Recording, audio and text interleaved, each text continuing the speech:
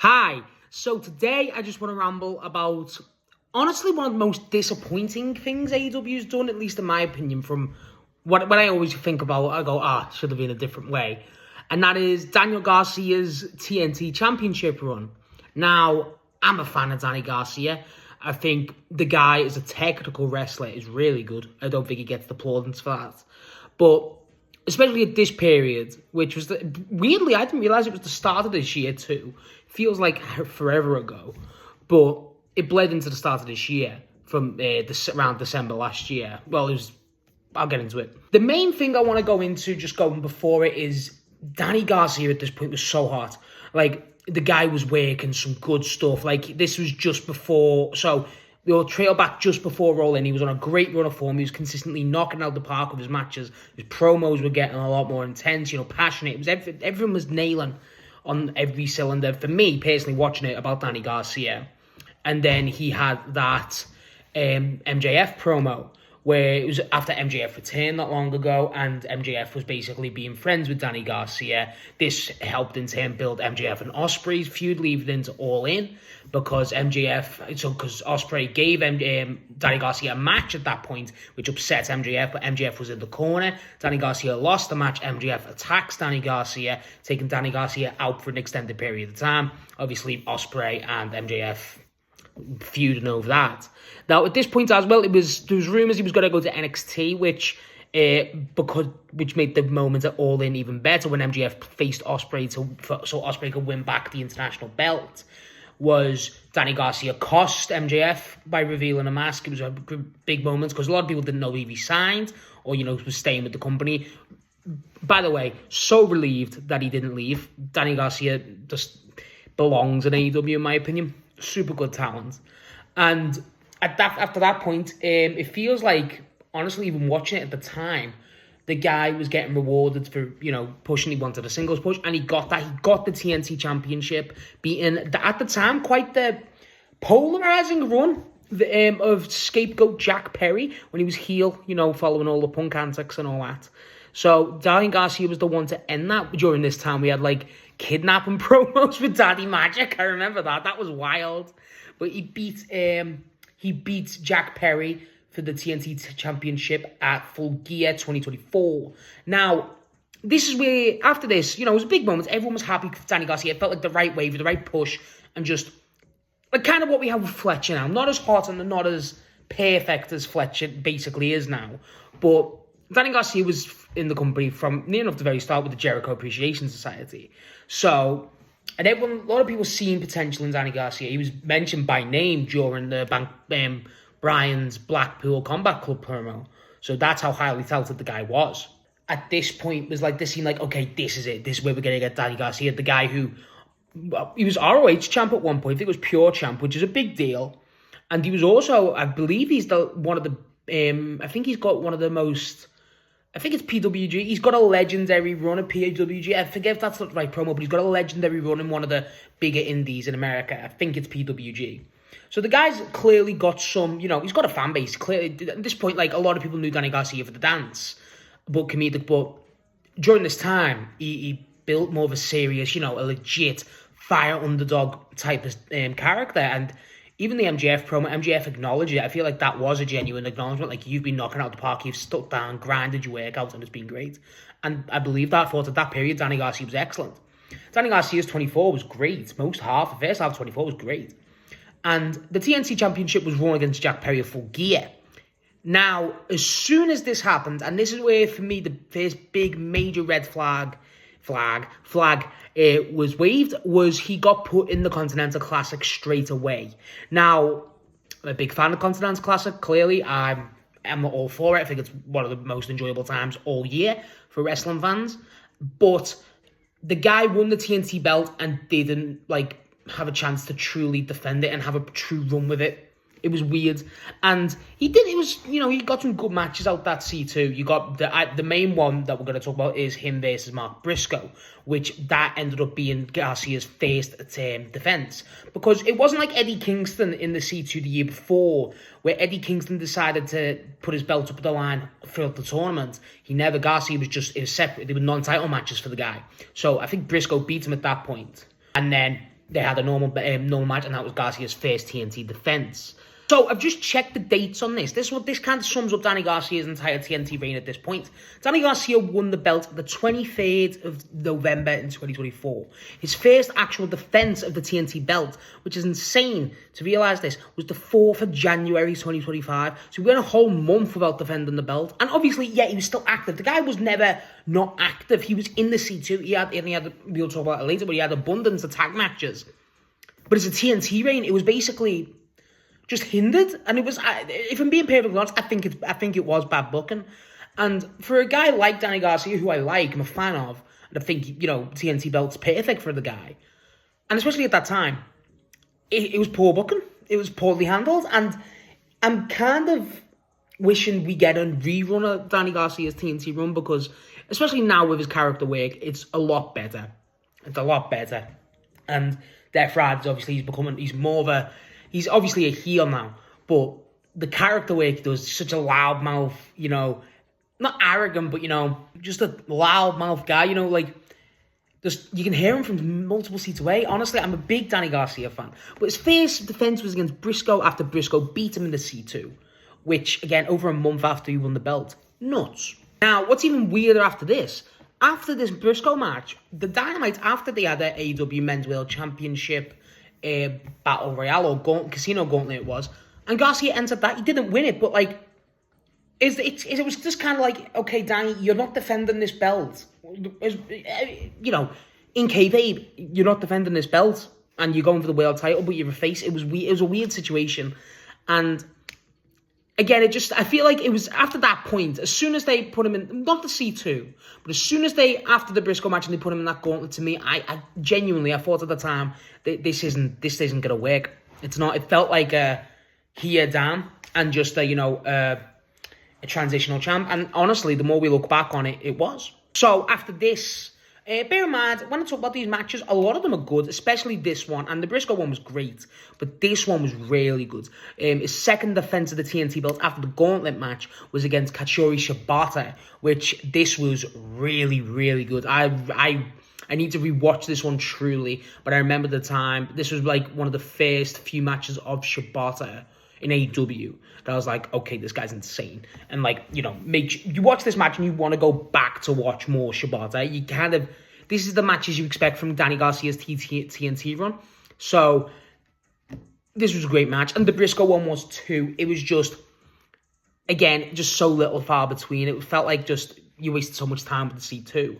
Now, after this point, this is where the basic, already the signs were in sight of what's going to happen to Danny Garcia's TNT run. The Cole feud starts. They start building up Adam Cole being his top contender. Now, at this point, there was not a problem with that. Everyone wanted Adam Cole to get a belt back. This was after his injury, the big injury with Better New Baby. He was finally getting his momentum back. And a championship wasn't out of the question. It just felt like, okay, we kind of wanted this big build and this big title push for Danny Garcia, and now we're giving it to admittedly a top guy like Cole, but, to kind of push his stock higher than what it is now again. Which, it's not a problem with Garcia's or Cole's. It's just, I understand that. This is the thing. I love Adam Cole. I made that clear. And he's top star. He's such a good guy. And just everything to have. He's a great guy to have. And you want to kind of belt him up. But I don't think Cole needed the reign, and that's quite surprising. A lot of people did think that Cole needed his TNT reign, and this is regardless how it went. It's just, I don't think the guy did. I think the guy could have easily went into the main event, but he didn't need the reign to justify him being back in the main event because he's Adam Cole. His stock dropped because of what happened with the injury, the ankle injury. But it's just, if you ask me, it's one of those common situations. What we'd rather have, a young, upcoming guy who needs the belt, in my opinion, at this point to kind of, make his mark, make his true stamp, or do we give this guy his momentum back? And both options are not a problem. I'm kind of on board with both options in a way, but especially at that time, because of how the TNT run started, to kind of get those signs so soon was kind of a bit worrying, even at the time. But the feud was good. We got a lot of good few promos with good, great matches, as we'll get into. But then also the interactions between the two, they bounced off each other quite well. And Garcia's promos are always... I'm a big fan of Danny Garcia's promos all the time. I think the way he speaks, the way he just... not the dialect, just how he, like... how he pronounces everything. You know, he's got such, like, loud and just, like... I don't know, it's like... I don't know, like... I don't know how to describe it. It's just... it's got weight to it in a way, and it's weird, and it's like... but it can't... it doesn't... not like an authoritative weight. It's just like a yeah. Like, that's a guy, like a young... honestly, hothead energy. That's what he gives, and I like that. I think that works for Danny. And just then with Cole was great, because obviously Cole's so quick-witted, realistically, and just can just destroy you on the mic. But Garcia, both guys can get the crowd behind you, so it was a great feud. So after we kind of started this Cole feud, we got a triple threat for his belt again. So this is his third defense, which was versus Kyle O'Reilly and Lee Moriarty. I remember this match. I don't remember it vividly, but I remember enjoying it. As even on paper, I looked at it when I was going through it. I got, oh my god, because technical masters, all three of them, Lee Moriarty and Kyle O'Reilly against someone like a Danny Garcia. That's incredible. Again, there's great matches in here. It's not a problem of the match quality with his run. It's just more... there was no real meat to it. It was just like, okay, let's get a few matches out the way. It didn't feel like a championship reign. It's a shame. It's a true shame. So after this match, he went away to the Jericho Cruise and had a match with Jay Lethal. Then a bunch of trios matches. Some with Daddy Magic and I forget the other guy's name. And then he had one with FTR eventually against a lot against the Undisputed Kingdom and the Shane Taylor promotions. Now, basic just not feud building, but you know, again, this is the TNT champion. He's not really having regular singles matches, and it's only singles matches, just TNT defenses. He's having trios matches. This is the time where people were kind of...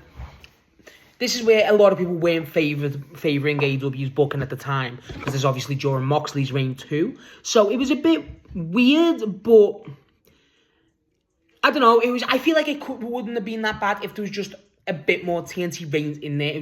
It felt like at this point there was constant trios matches, and it was just basically, how do we build this Cole feud?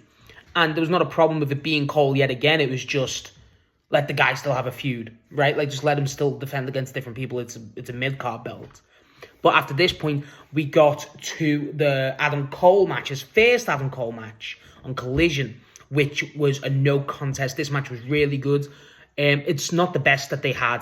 The best one, in my opinion, is the next one, which after this one, it was... so after this was a no contest, and obviously, so like, oh, you know, big reaction. So obviously there was a demand for a second match, which they did have a second match eventually, but next, he actually did have an actual defense. So after this match with Cole, after the no contest, there was a lot of demand for the second match, but he actually had a singles defense. I can't believe it.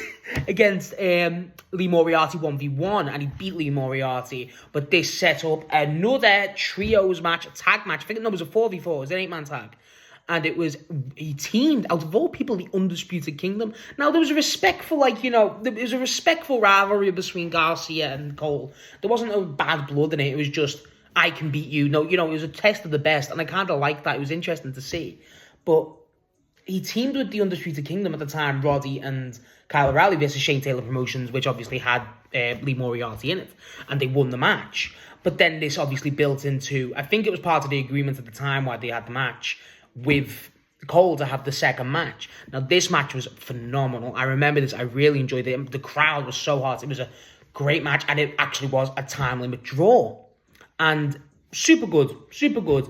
And this, obviously, after the time limit draw, it was in my brain, it was a resemblance to how how the MJF match happened with Cole. It was like 5 more minutes, but they eventually agreed to have a match at AEW Dynasty at 2025 for the for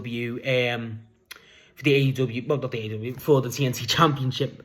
And I think this was a no time limit, no holds barred. It was a stip. I think it was no time limit, because it was 2 draws on the run at this point. So it was like, well, not a draw, no contest and a draw. So there was a lot of anticipation going into it. It was one of the most anticipated matches of the night, which was a stacked card to the Dynasty that year. It's really good. This year, even. And then, after this, we got Danny Garcia versus Adam Cole. And Danny Garcia eventually lost the belt to Adam Cole, starting Adam Cole's reign, which don't really talk about. But this is where Danny Garcia's TNT run ends. Now, for me, I look back on this reign with, there was great matches. The Cole matches were the standout, and the Shibata match too. But it's just not, it had so much more potential. Truly it did. And not that Danny Garcia isn't a made guy. I just feel like there's a lot of wrestlers out there, Garcia, Utah's a big one too, where these guys could be bigger stars than what they are. And it's not because they're not pushed. I feel like a lot of people acknowledge them, that, the big talent, everyone, the big names in the company. But there's just a lot of more potential with the guys. They could do a lot more. They could be bigger stars. They could, honestly, not be world contenders. But, higher up the card, they don't have to be just faction members. And that's what, ironically, Utah and Garcia are now, just faction members for the Death Riders, ironically. And it's just, it's kind of sad. In my way, I would love if one thing, like a lot of things with AEW, especially around this period, late 24, early 25, where you look back and go, I wish we'd done that differently. I really do. This is one of the big ones. Really is. I really wish they could redo Garcia's TNT run. I feel like you could have had Danny Garcia look at Fletcher's run for comparison. And bear in mind, I think Fletcher's a much better wrestler than Danny Garcia. I think Kyle Fletcher's clearly, well, it's a great comparison because you look at how Kyle Fletcher's being presented. And don't get me wrong, a lot of it's due to Kyle Fletcher's work himself. But the booking for Fletcher's been miles better. It's obviously AEW in a better position. But also, with Garcia, I just feel like you could have kind of had that meaty workhorse push like Garcia, like Fletcher had. Because Fletcher's run is the record defenses. And that was a big deal, but it didn't even feel that long. He won a collision after All In and lost it just before the C2. So, that's not a big reign, but the amount of matches he had, they were consistent, and I do believe Garcia could have done that. But the Continental Classic thing straight away ruined it. It wasn't the right call. That's why I was relieved in a way when Fletcher lost the belt this year, just before entering the C2. That was really good. I thought that was a great lesson learned. And overall, regardless what your opinion is on Danny Garcia as a wrestler, genuinely, because a lot of people aren't really big on him from what I've heard, I think the guy is just, there's a lot there, and especially as a heel now, if you run this back, and yeah, he lost the recent match with Briscoe, and I don't think he beat Briscoe for the belt, but that's not a bad call. It's not to have Death Rider Garcia have the TNT belt, not a bad call at all. Honestly, I feel like there's still a lot more time with Garcia than people realize. The guy's still young. And again, there's a lot of potential there. There really is. And the guy's talented. There's no denying that. At least from my perspective, I think technically he's a really good wrestler. It's just, I don't want the guy to just be one of those cases where you go, yeah, he had that TNT run, but that was it. I think the guy's made for a bit more. And I'm not saying he needs to win the world title, but you get my point. There's a lot there for the guy, and as a fan of him, the main thing is I wish they'd just redone it in the booking wise. I just think it just kind of fell flat. Garcia wouldn't leave the TNT picture for a while. He did remain a bit of respect for Adam Cole for a bit. He actually had matches with Fletcher and Cole for the belts. Well, not Cole, but Fletcher, and tried to win the TNT belt. He was actually in the All-In match after Adam Cole had to relinquish the belt, and basically fought in a way for Cole's position. It was weird. But Garcia kind of just, as we know now, basically moved his own way and left to join the Death Riders. And yeah, good position for him. I don't want to make this all about Danny Garcia now, but without repeating myself even further, I'd love them to run it back. And I think they will. I think even while heel, I'd do it while he's heel. I wouldn't care. But yeah, not against it, honestly. It's just, I kind of look back on it and just, miss potential. It's one of those, at this time, where you look back and it's an AEW mistake. And I'm not afraid to admit that. As much as I love the company, I'm not afraid to admit its fault. So what's your opinion on Danny Garcia's TNT reign? What's your opinion on Danny Garcia as a whole? Because, again, I know I'm a fan, but I've actually found out a lot of people aren't huge on the guy, especially around this period. And, yeah, that kind of surprises me. So what's your opinion on him? And do you think he'll ever win a TNT belt again? Where do you think Danny Garcia, heights and peak is? Do you feel like he's reached the peak? Do you think he's going to eventually get a higher spot? Whatever. I'd love to know.